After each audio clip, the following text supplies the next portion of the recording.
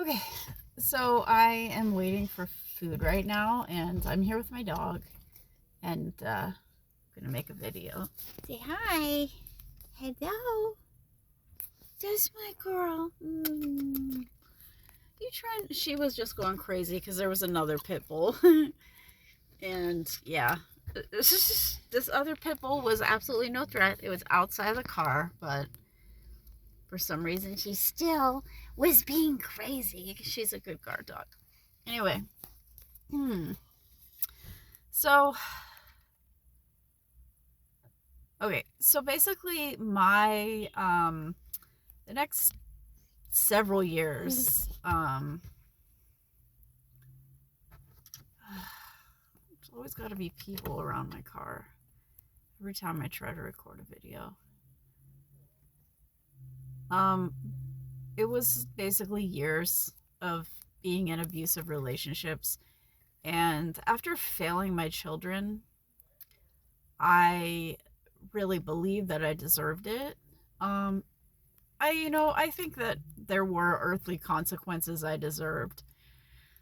But I think that I was already paying for those consequences, maybe because of not having my kids.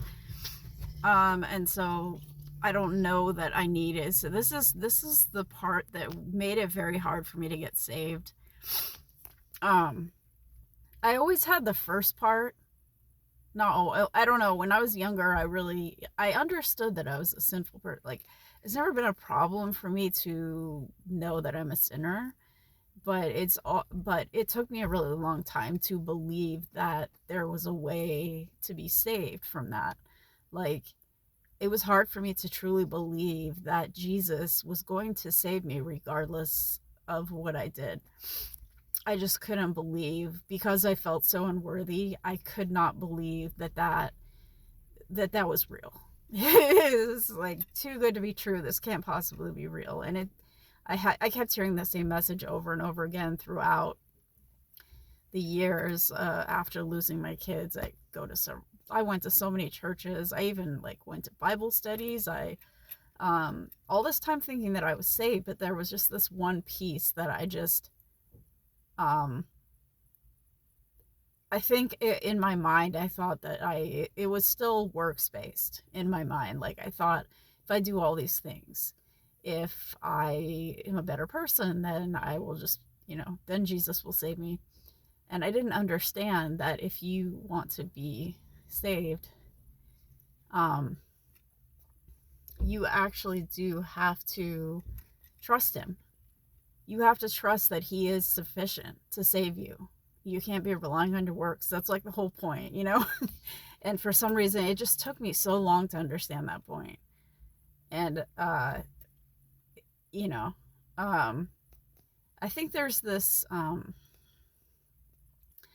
verse in the Bible, and I'm like really bad at remembering exact like what the verses are, what book and what verse and everything. I just remember the verse. And basically it's talking about how some people are going to be saved by love and some people are going to be saved through fire. And of course that means that if you are saved through love, it's because you are like you come to the understanding that Jesus really loves you, and that's what you need to get saved. And then for a lot of other people who truly don't think they're sinners, they need to be humbled to the point where they like understand that they're sinners and that they need to be saved.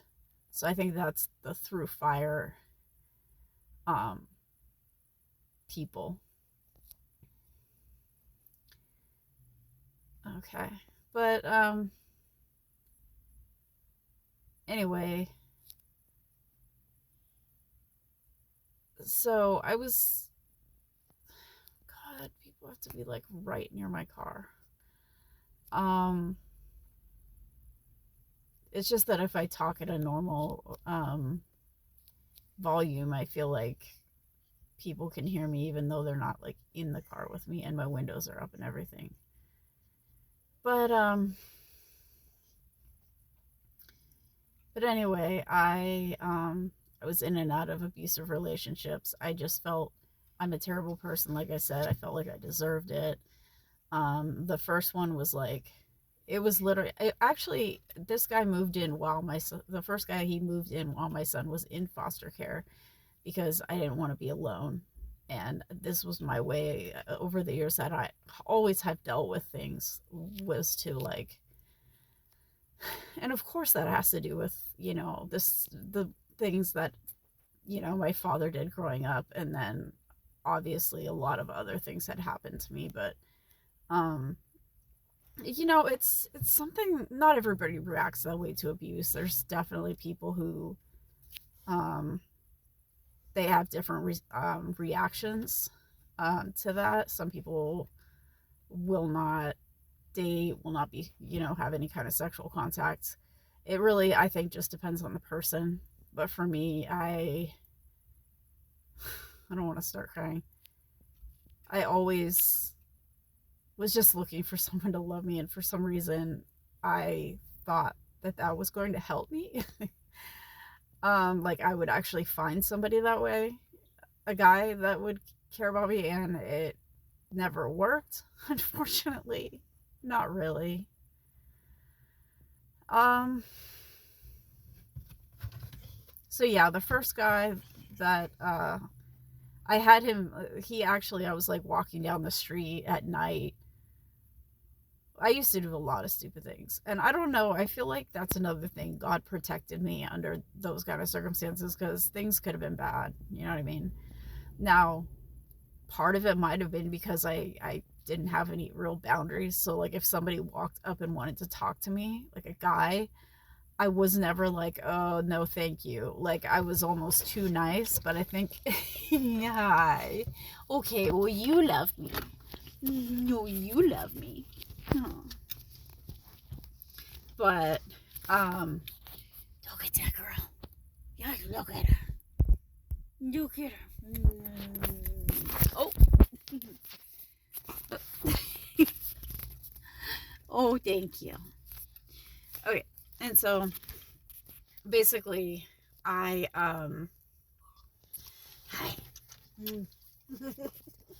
She's like, please, I don't want to talk about this.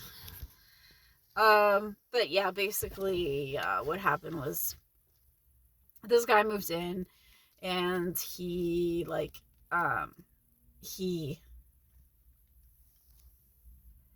he was cheating on me. I kind of figured it out.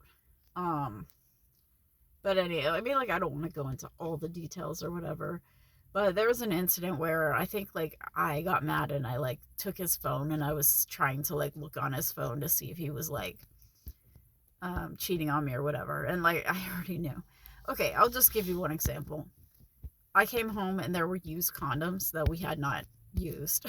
So that's a pretty good indication. I found like feathers on the ground that were not mine.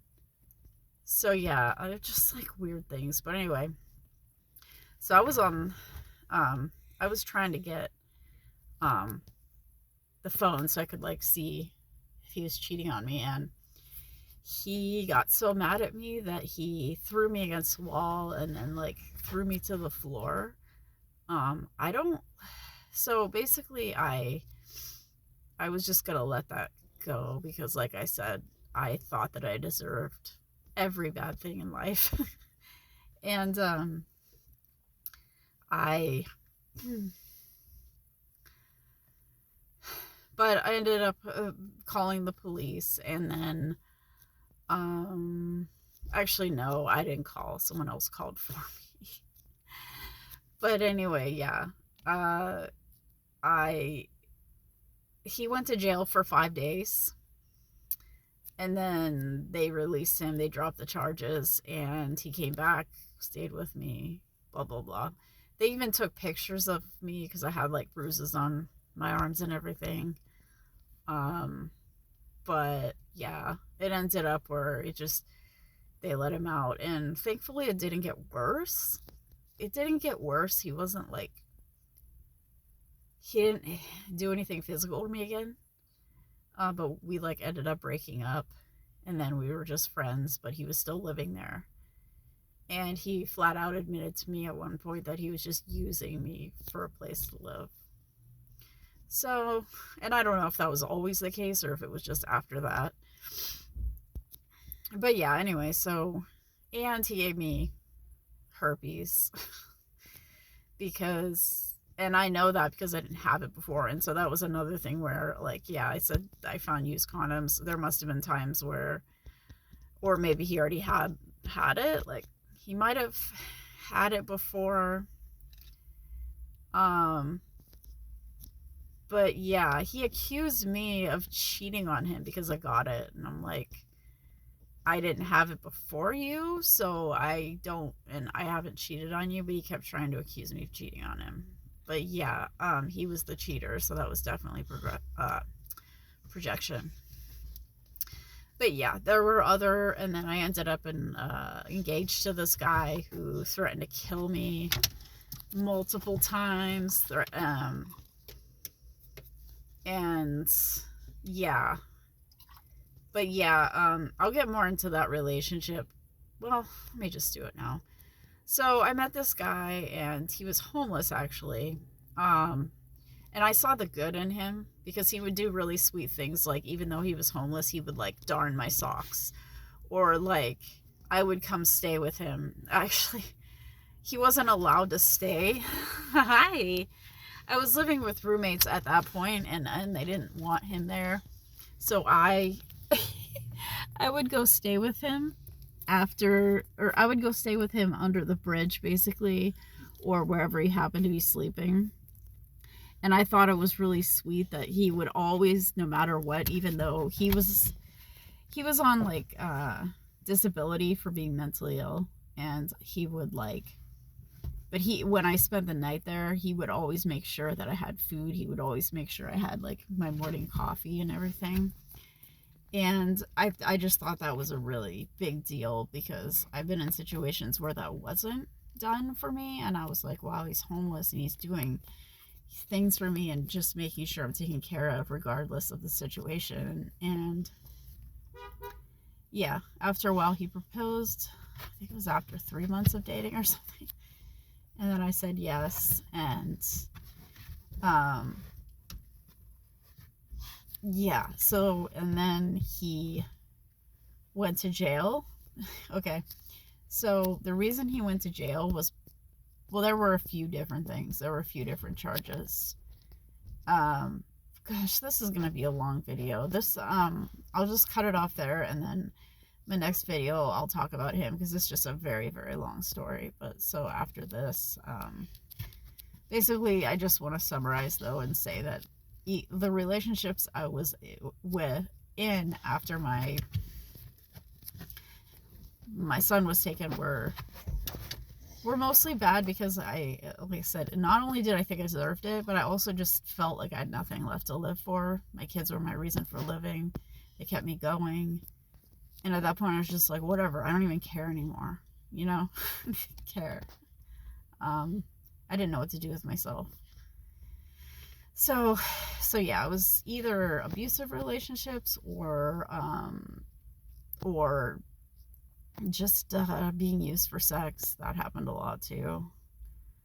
But yeah, so that was like several years. And it just went on, and it was like, I really, I did start getting more time with my daughter, which is probably the only reason, which is interesting because, okay, my son was taken away completely. I didn't get to see him, but I slowly got more time with my daughter. So that should tell you right there that I had the capacity to continue bettering myself. But the way the law is, I guess it was like, okay, you had 6 months, that's it. With my daughter, she wasn't put in foster care because she was with her dad. So I was able to just go back to custody court a billion times, and it was, gosh. I'll get into that later too, because that whole situation was crazy. Thank God she's okay now. But anyway, that's another story too. But just to summarize, I definitely was just not in good relationships. Did not care what happened to me. became a drug addict, like popping pills. Of course, smoking weed, like I don't think like everyone that smokes weed is an addict, but I just wanted to do anything to not feel anymore because I was in so much pain. It was just too much not having my kids. And then just going back to my old habits of like, this is how I deal with things. I didn't care that I was sleeping outside. Like, I did not care at all. I felt like I just didn't have any reason to keep going anymore.